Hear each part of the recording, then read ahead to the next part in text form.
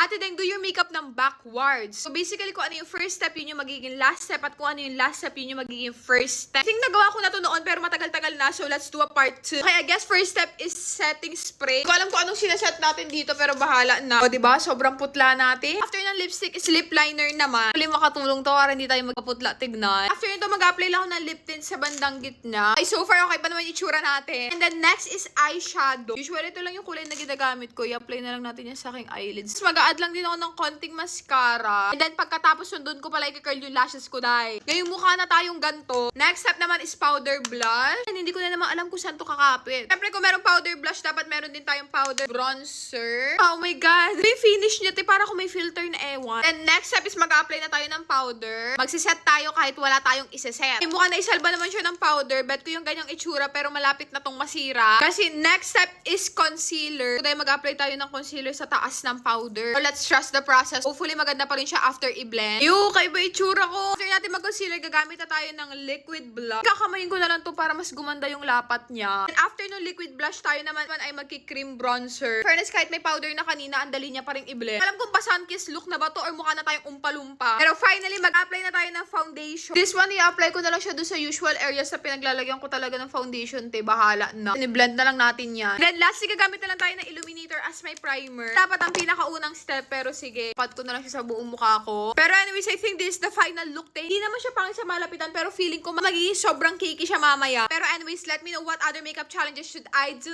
next.